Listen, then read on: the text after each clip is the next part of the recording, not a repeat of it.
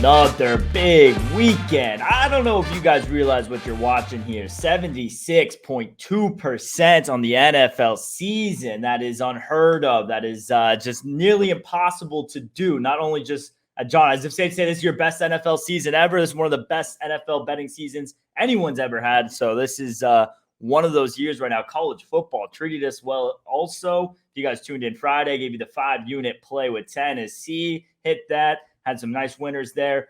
Some tough beats this weekend. That's really the only thing. I mean, it was a good weekend, another weekend in the green, but some tough beats that ruined it from being a fantastic weekend. But we can't be complaining about another winning weekend. John, 3-1-1 in the NFL.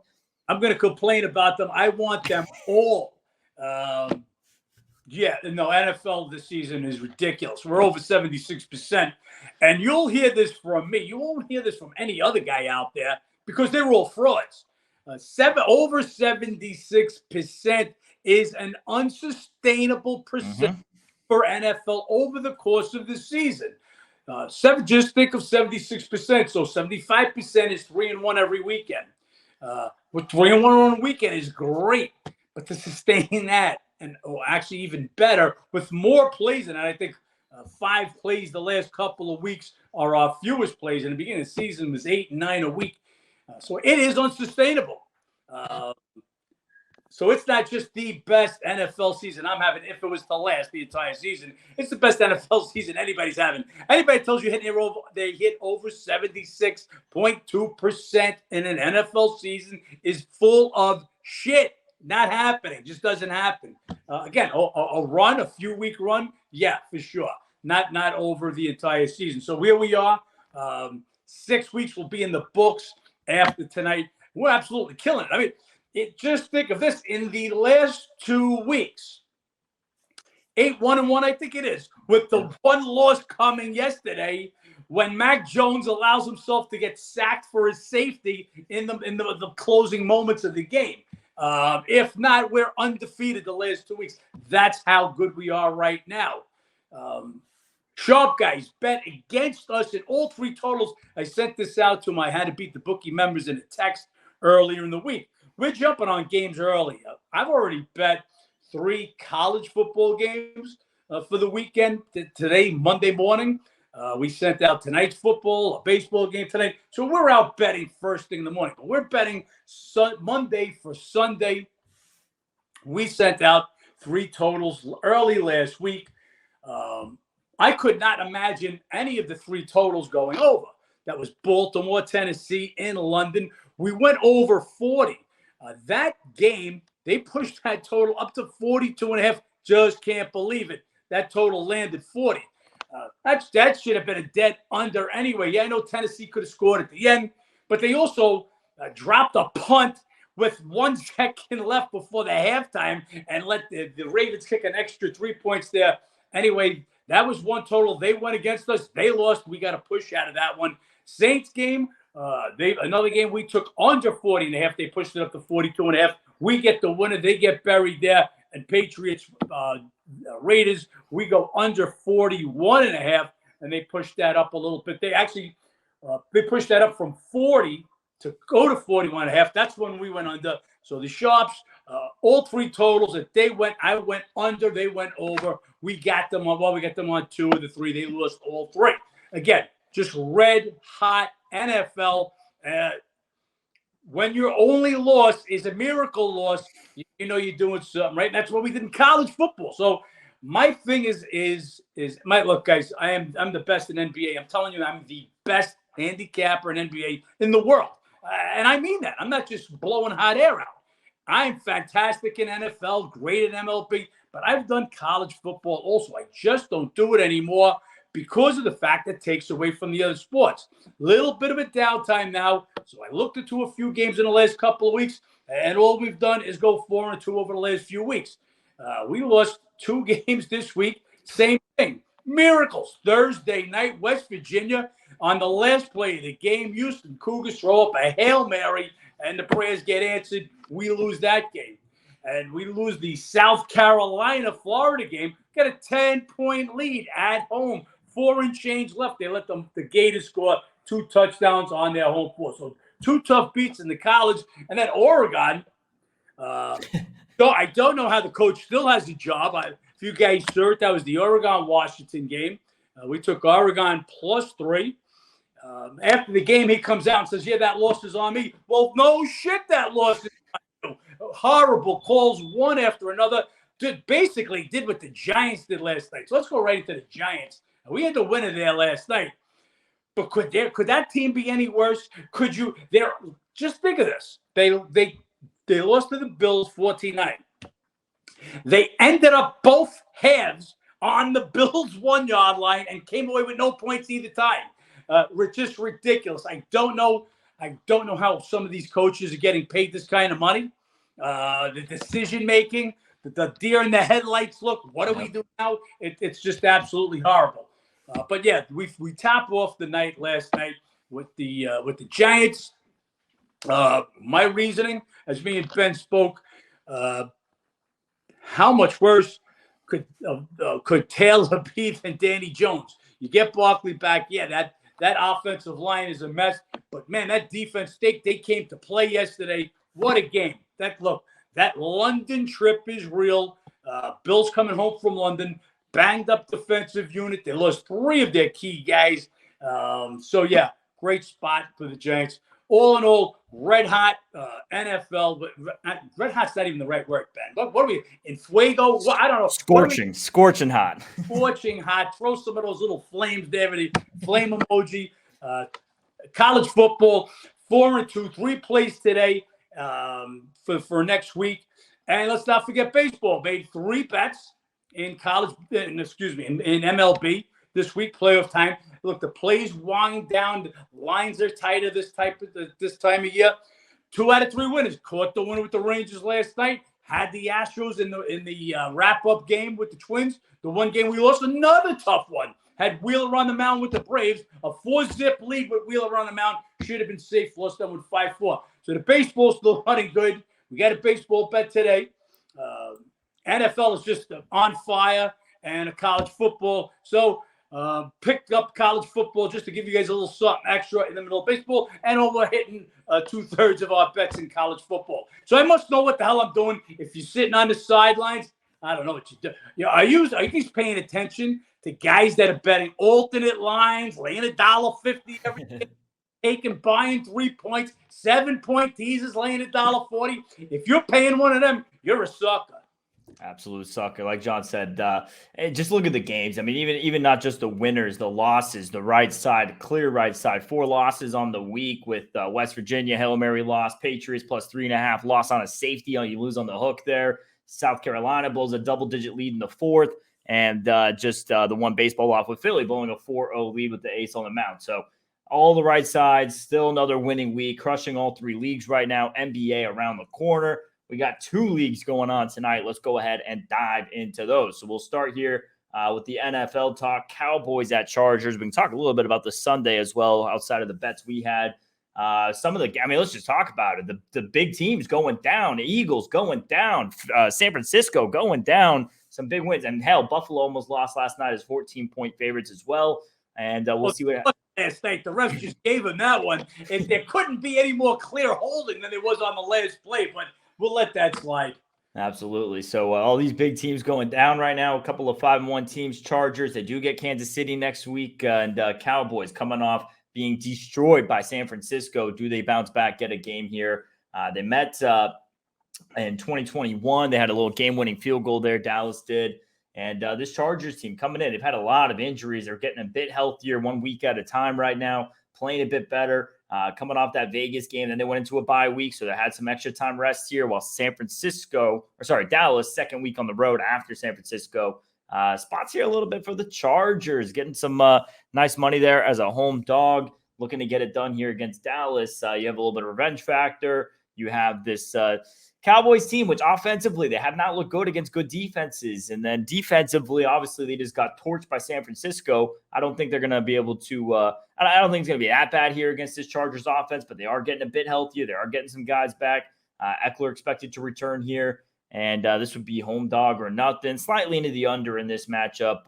Like I said, Dallas offensively getting shut down by better defenses. And we saw what this pass rush did against Vegas. Yeah, look, Cowboys, they came out and they were exposed last week at San Francisco. We'll talk about it. We've talked about it before. So they opened up the season at the Giants. Giants, besides last night, Giants have been absolutely terrible this year. They go and blow the doors off the Giants, 40-0. That opening Sunday night, they've owned the Giants anyway. The next week, they get the Jets. Jets coming off a Monday night game, just beating the Bills, losing Aaron Rodgers for the season. So they catch the Jets in a perfect spot, and they destroy them. They go to Arizona, and they get beat. Arizona is one of your worst teams. I've got them rated right now as the worst team in the NFL. Despite their records, I still have them rated the worst team. They come back home and they destroy New England, and now we know what New England is. New England is one of the worst teams also, along with Carolina and Arizona. They then go to San Fran, and I mean, and they're just blown out, absolutely blown out. So their last two road games now, both out on the West Coast, and they're on the West Coast for the second week in a row. They've blown by a total of 70-26. Okay, and again, one of those includes a double-digit loss at Arizona. 2-4 straight up and against the spread. Their last 6 road games, again, on the road, second week in a row. Chargers coming for bye. Bye couldn't have come at a more better time for the Chargers. Absolutely. Herbert breaks the middle finger on his non-throwing hand in the last game against the Raiders. So he's had the extra week to hold. He practiced all week, says he's fine. Eckler's been missed some time. He comes back. Bosa missed the last game. He'll be back for the game. So they should be getting healthy and be able to expose a Cowboy team that looks like, yeah, we could beat up the little girls, the Giants, the Jets on a short week, the Patriots. But when we play better teams, we're going to get spanked, and on the road, same situation. So to me, Chargers are nobody in this one.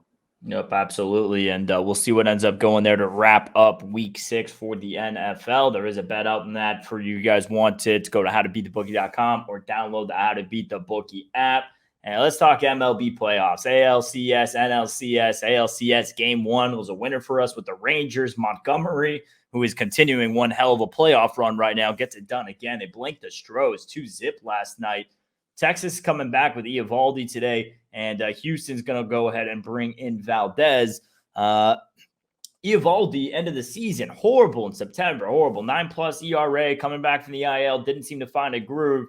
And next thing you know, all he's done in the playoffs, pair of quality starts, 2 runs in 13 2/3, 15 Ks, no walks, and wins over Baltimore and Tampa Bay. And now he's going to get this Houston team who, in 2 starts this year, 2 completely different starts. 1, 7 shutout innings. 1, he was torched for 4 runs and 1 1/3, but that was his first start back in September from the IL. So take it with a grain of salt there. And then you have Valdez going for the Stros, who's just been brutal. 0-2, 9.22 his last 3 starts.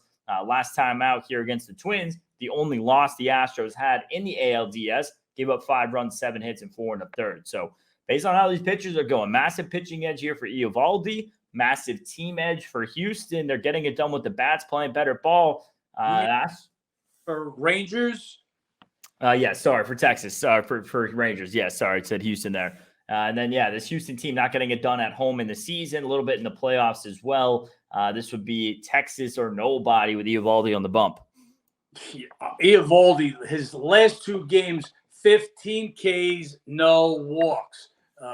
That's what I like to see compared to Valdez, who's just been absolutely horrible in his last 3 starts. Houston, it's unexplainable. They can't win at home. Under 500 during the regular season.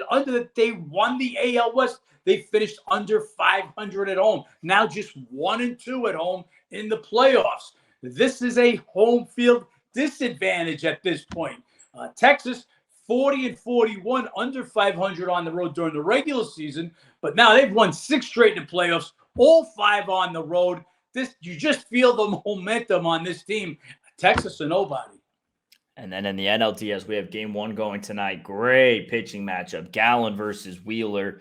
Gallen, last 4 starts, 3 of them quality starts. Wheeler, he's had 2 quality starts in the playoffs versus Miami and Atlanta. Obviously, you guys know what happened there in that last game there against Atlanta. He was decent versus the D-backs this year, 5 runs, 4 earned in 12 innings. And you had Gallen 1 start versus the Phillies, 2 runs in 5 2/3. One thing I really like what I've seen from Zach Gallen in this postseason so far is a couple of starts there against the Dodgers and the Brewers. He's gotten into but out of trouble. He hasn't had any massive blowups. Gave up a couple of runs in each, but the pitching out of trouble really important, especially when you're going to pitch in a place like Citizens Bank. I mean, it's just a crazy home edge, loud atmosphere. We'll see how he handles it. It's definitely an adjustment there. But I like that he doesn't panic and he's able to get through the tough innings, keep it within reach. Wheeler, he's both of his starts fantastic. Last one against Atlanta, maybe left out there a bit too long. But again, both looking solid. I'll give a slight edge to Wheeler with him being at home, but nothing too drastic. This D-backs team getting it done, 5-0 in the playoffs, absolutely red hot. And I feel like they're so young, so naive, they don't even know it's a letdown spot. They don't care. They think their shit smells that good, and maybe it does. Maybe they are that good. I think it's different than what we saw when San Diego came into Philly last season. Definitely a letdown after beating the Dodgers. I think the youngness there for the D-backs is definitely a factor. I just like the way they're playing in all facets of the game. They're getting it done everywhere, 1 through 9. The running, the defense, big defensive plays. This Phillies team, definitely the biggest home edge in the playoffs, definitely getting it done. And what will we see for them here with Wheeler on the mound? Really tough matchup. Don't make the prices high. Arizona or nobody. Yeah, look, we talk about letdowns. I think Philly's going to have a little bit more of a letdown. I think they think once they got past the Braves, this is odd that we're going back to the World Series. Not over yet. Kind of like if you guys we talk a lot about last year when the Bills beat the Chiefs in a regular season game, but in the early part of the season, they just were never the same, never that same team. You might see a little bit of that with Philly here today. They got past the Braves for the second year in a row, and now they get the Diamondbacks. Who are the Diamondbacks? Diamondbacks are a team another team. Them in Texas, they have not lost this postseason. Look, Philly, red hot, great at home. They got their ace on the mound. Diamondbacks, red hot. They got their ace on the mound. Yep. Yeah, Philly's got to be the favorite. Not this high. It's Arizona or nobody. Yep, absolutely. We'll see where it goes on. Like John said earlier, 2 bets out tonight, 1 at MLB, 1 in the NFL. If you guys want to catch those, sign up on the app or the website. Absolutely crushing this NFL season, college football, MLB, everywhere across the board, getting it done right now. And hopefully we can continue that these next, 8 days before the NBA season tips off. So NBA right around the corner. Right around the corner, and that's going to be our main focus. That's our bread and butter, especially with DraftKings, guys. I'll say this every day. If you hear me and you have an account with DraftKings, you're going to want to be a member. DraftKings opens their NBA lines a day ahead of time. We will absolutely crush the line day in and day out. You beat the number, you beat the game. It's just that simple. Absolutely is, and that's what John's done for 40 years. So if you guys want to be a part of it, no better time than now. Absolutely crushing. Appreciate you guys tuning in on these. Make sure you guys like, comment, subscribe below. There's a post on the Instagram. If you guys comment on that, someone's getting a free month later this week. We'll announce that. John, you got anything else? Let's keep making some money. Let's do it. Let's make some money, guys.